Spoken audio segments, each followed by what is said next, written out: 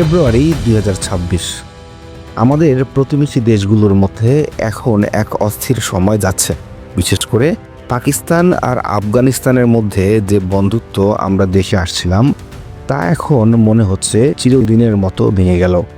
আচ্ছা, পাকিস্তান আর আফগানিস্তানের সেই পুরনো বন্ধুত্ব কি তবে এখন সরাসরি যুদ্ধের রূপ নিতে যাচ্ছে? গত কয়েকদিন ধরে আমরা সীমান্তে যা দেখছি তাকে আর শুধু উত্তেজনা বললে ভুল হবে।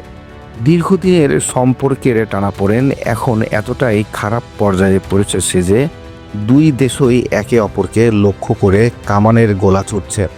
এক সময় যে তালেবানদের সবচেয়ে বড় বন্ধু ভাবা হতো পাকিস্তানকে, আজ সেই তালেবানদের বিরুদ্ধেই পাকিস্তান ওপেন ওয়ার ঘোষণা করার মতো পরিস্থিতি তৈরি করেছে। আজ আমরা দেখব হঠাৎ কেন এই দুই প্রতিবেশী দেশ একে অপরের জানের শত্রু হয়ে দাঁড়ালো। পাকিস্তান কেন হঠাৎ করে কাবুল আর কান্দাহারের মতো জায়গায় বড় ধরনের বিমান হামলা চালাচ্ছে সেই জঙ্গিরা আফগানিস্তানের মাটিতে আশ্রয় নিচ্ছে।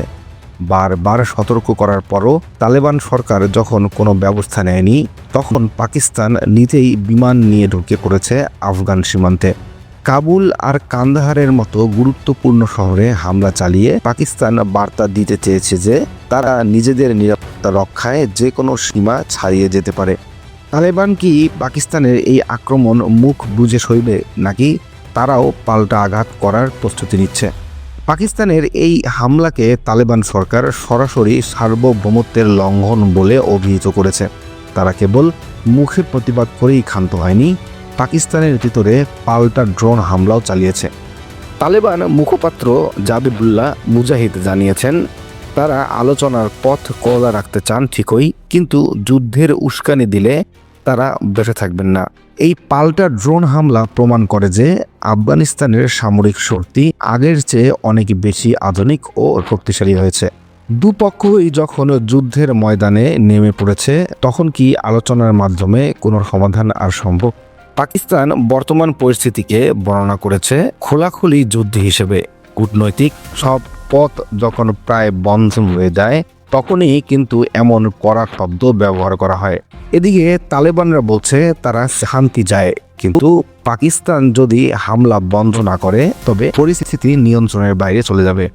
পুরো মধ্যপ্রাচ্য আর দক্ষিণ এশিয়ার দেশগুলো এখন ভয়ে আছে যে যদি সত্যি দুই দেশের মধ্যে পুরো দমে যুদ্ধ হয়, তবে তার প্রভাব সারা বিশ্বের উপর পড়বে। আপনার কি মনে হয়, পাকিস্তান কি পারবে আফগানিস্তানকে চাপে রাখতে, নাকি তালেবানরাই শেষ হাসি হাসবে? প্রতিবেশী দুই দেশের এই সংঘাত কখনোই সাধারণ মানুষের জন্য সুখকর নয়। আমরা চাই দুই দেশই যেন আলোচনার মাধ্যমে সমস্যার সমাধান করে। আপনার কি মনে হয়, এই পরিস্থিতির জন্য দায়ী কে, পাকিস্তান নাকি আফগানিস্তান? আপনার মতামত আমাদের কমেন্ট বক্সে লিখে জানান। ভিডিওটি ভালো লাগলে শেয়ার করুন এবং পরবর্তী সব খবরের জন্য আমাদের সাথেই থাকুন। ধন্যবাদ।